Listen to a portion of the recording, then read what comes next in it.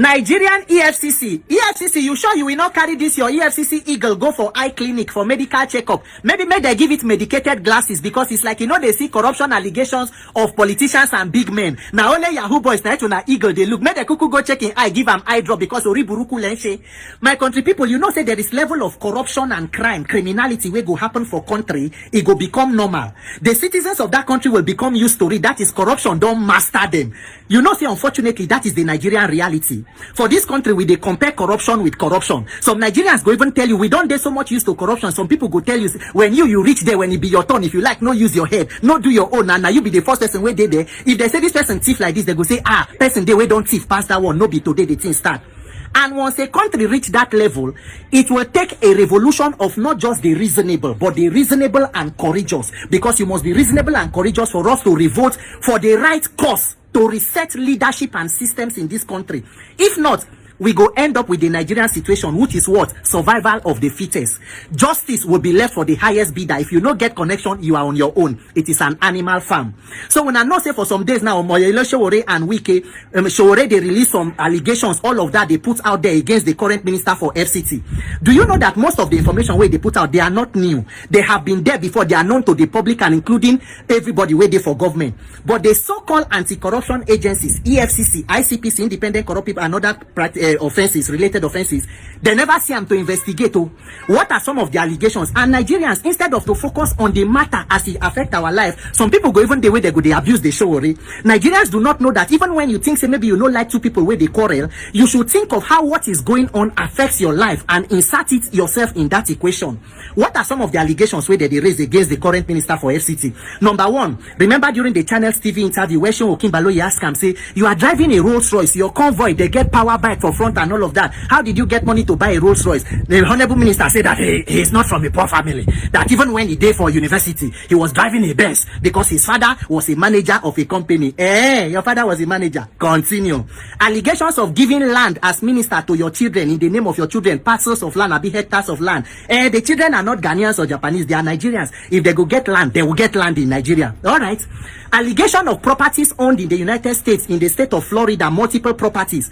Honorable Minister response, I don't know anything about the property. My wife is a US citizen. My children are US citizens. They have their own property there. Anybody should show.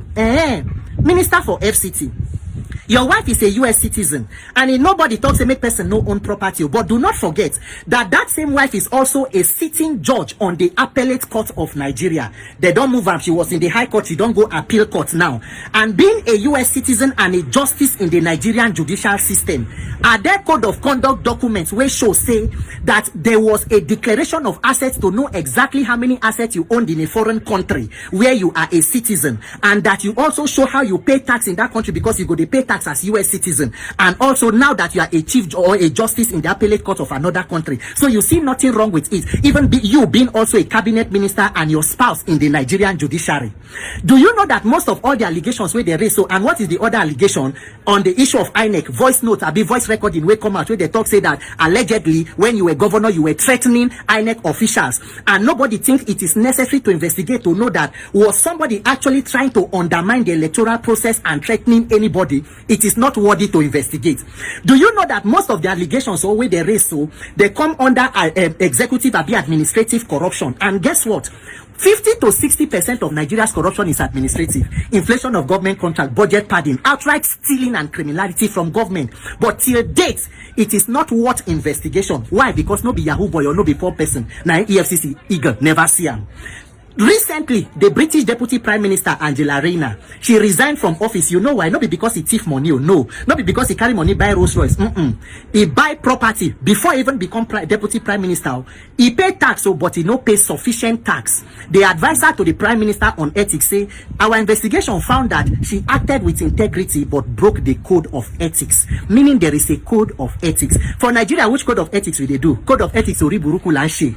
Oriburuku Lenshe, EFCC, and Nigerian government, we build a system that rewards criminality. Nigerians do not get used to this kind of corruption and criminality in the country, because this system will make everybody a victim at the end of it. And that is why, because the people, they know, say, once you do it, you get people who go support you, their owner to pay people who go come online. They abuse those who are calling for accountability, because they know there are no consequences for anything. This is not how a country should be governed. Look at Brazil. They protest for law where they don't bring, say, may they give immunity to their lawmakers. Nigerians, we will do the right thing after doing every other thing. A system or a nation where there is no accountability is a lawless society. And if you do not come together and fix it, you may just become the next victim of the misgovernance or the high-handedness or wickedness in that country. Congratulations, Minister for FCT. The God will do your own to come from a wealthy family. He will do it for other Nigerians. God bless you, EFCC, as on eagle. Oriburuku night when they do. My name is Peter for Nigeria.